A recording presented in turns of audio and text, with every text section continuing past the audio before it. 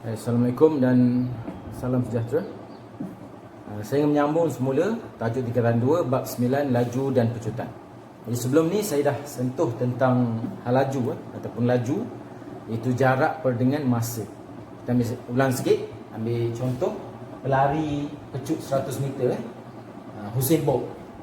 Dapat lari dari A sampai ke B dengan masa 10 saat. Sebenarnya tak sampai 9 saat, tak sampai 10 saat. Dan 9 saat lebih je. Kita ambil pengiraan mudah, kita bundarkan jadi 10 saat. Jadi berapa hal laju Usain Bolt lari? Jadi kita tahu V sama dengan hal laju sebenarnya jarak per masa, jarak per dengan masa. Maka kita dapat jaraknya 100 meter bahagi dengan masa 10 saat. Maka kita dapat hal lajunya akan jadi 10 meter per saat. Dalam masa sesaat dia telah bergerak sejauh 10 meter. Jadi dalam jarak 100 meter dia dah ambil masa sebanyak 10 saat. Itu jalan laju. Macam mana pula dengan pecutan? Di pecutan yang ni adalah, saya beri contoh. Katakan menara KL. Ini menara KL yang tingginya 100 meter. Contoh saja 100 meter menara KL. Satu penerjun antarabangsa, dia akan terjun dari sini dengan payung terjun lah. Dengan payung terjun sampai ini 100 meter jarak dia, 100 meter sampai sini 100 meter. Dia akan terjun di sini dengan pecutan graviti. G dia adalah 10 meter saat kuasa negatif 2. Pecutan dia 10 meter sesaat dalam masa 1 saat. Jadi kalau ikut hal laju dia seragam, berapa masa dia ambil untuk 100 meter? Katakan hal laju dia seragam 10 meter sesaat, macam lari ni, terletak pada hal laju penerjun. Jadi berapa lama dia ambil masa untuk sampai ke bawah? Kita ada 100 meter, 10 meter sesaat hal laju dia. Sama dengan Usain Bolt tadi, di bawah. Jadi, kalau kira hal laju seragam, dia akan jadi 100 meter bagi 10, terdapat juga dalam masa 10 saat sahaja. 10 saat saja. Itu untuk hal laju yang tetap. Tapi bila berlaku pecutan graviti sebanyak 10 meter sesaat dalam masa sesaat, dia bertambah, hal laju dia bertambah 10 meter sesaat dalam masa 1 saat. Hal laju dia bertambah. Maka untuk saat pertama, untuk saat 1, hal laju dia daripada kosong, V sama dengan kosong, sampai V sama dengan 10. Kosong kosong dulu itu kan saat pertama, ini 10. Pada saat kedua, ini saat 1. Pada saat kedua, hal laju dia telah bertambah sebanyak 10 lagi. Jadi V2, ini V1, V0, kosong, V1, V2 akan jadi 20 meter per saat. 20 meter sesaat. Jadi 10 tambah 20 dah 30 saat. 30 meter dalam masa berapa saat? 2 saat sahaja. Saat yang ketiga berapa meter dia? Tambah lagi 10 lagi. Dia akan jadi 30. Di saat ketiga, V dia dah jadi 30 meter sesaat. Sini 10 meter, sini 20 meter. Sini dah jadi 30 meter. Tinggal berapa meter je lagi untuk sampai ke bumi. Kalau dia tak buka payung terjun dia, atau payung terjun dia tak terbuka lah, 10 tambah 20, 30. 30 tambah 30, 60. Tinggal 40 meter je lagi. Tinggal 40 meter je lagi.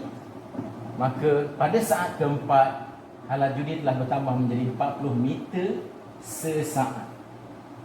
Dia pun jatuh terhempas di bumi lah kalau payung dia tak terbuka, dan tiada payung kecemasan juga tak terbuka. Jadi berapa masa dia ambil? Saat pertama 10, tambah 20, tambah 30, tambah 40. Cukup 100 meter, berapa saat? Yes, betul. 4 saat sahaja. Itu beza pecutan dengan hal laju, dengan laju seragam, ataupun kita ambil laju purata 10 meter sesaat. Dia tak bertambah. Tapi pecutan dia bertambah lagi. Ini dalam jarak 100 meter. Bayangkan kalau penerjun yang terjun daripada kapal terbang, terjun daripada tempat yang lebih tinggi, daripada gunung, Bayangkan dia boleh buat action tu berapa lama. Bayangkan dia sebenarnya berkilometer, berbatu-batu, berkilometer-kilometer, berpuluh kilometer daripada aras laut. Sebab tu dia boleh buat action, boleh menari, boleh berpusing-pusing, ambil gambar dan sebagainya. Sebab dia sangat tinggi ya. Bayangkan 100 meter saja pun kita dah ambil masa 4 saat saja. Itu beza pecutan. Ini pecutan graviti ya. Dibundarkan kepada meter 10 meter yang hampir. Yang nilai tepatnya adalah 9.81 ataupun 981 meter sesaat. Okey, itu laju serat kuasa 2. Itulah pecutan graviti.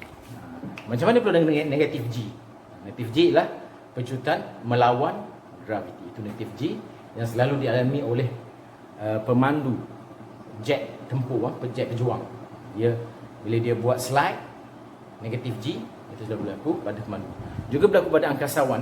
Angkasawan semasa berada di angkasa ataupun semasa naik roket ke atas, angkasa berlaku negatif G.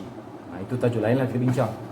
Okey, itu saja untuk pengenalan kepada apa dia laju dan pecutan. Apa beza hal laju dengan pecutan.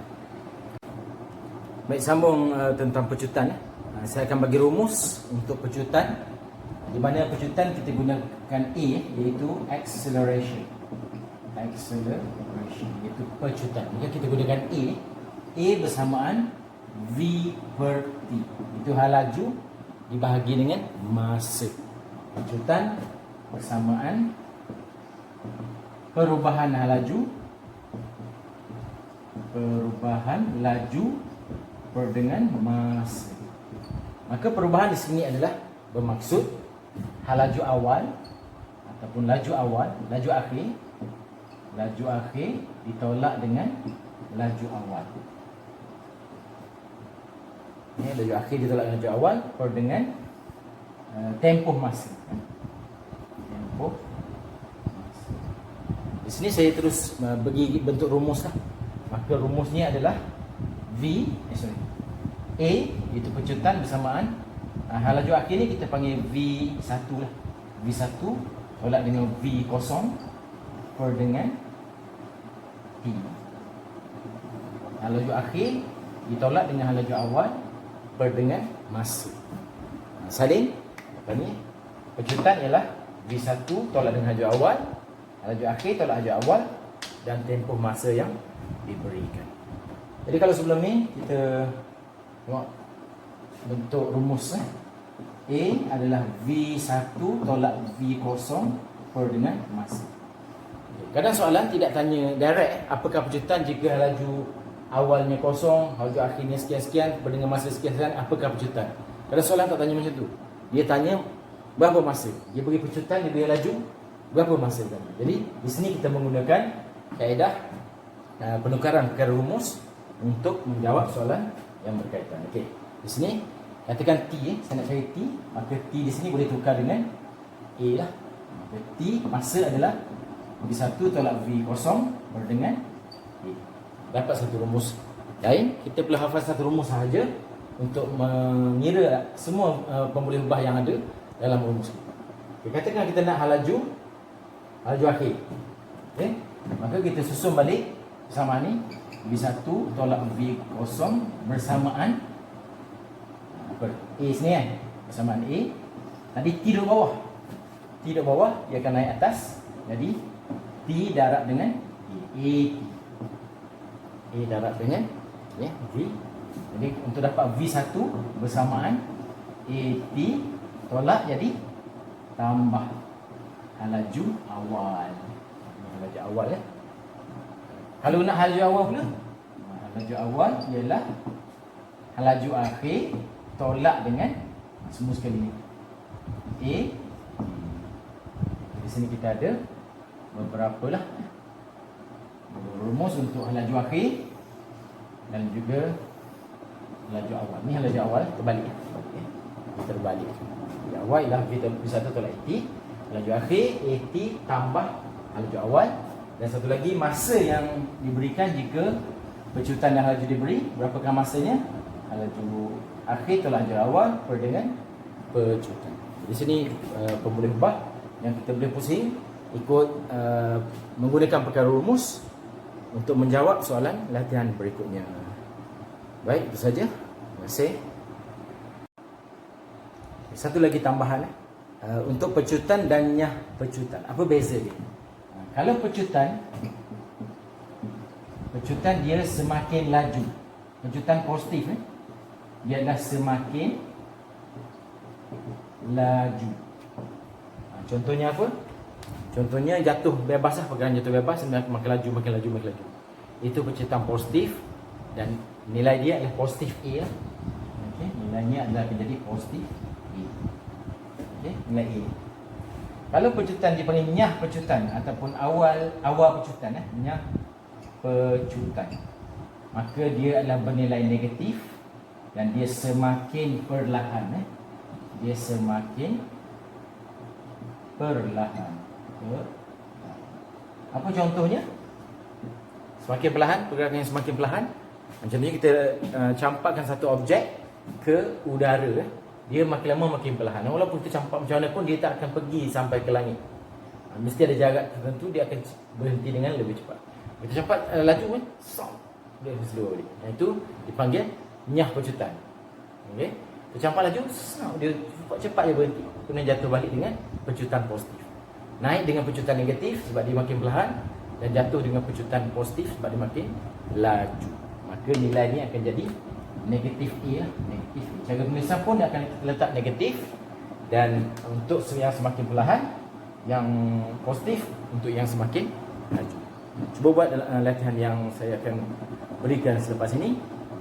Cuba dulu, kemudian hantarkan kepada saya melalui apps yang saya sediakan. Terima kasih.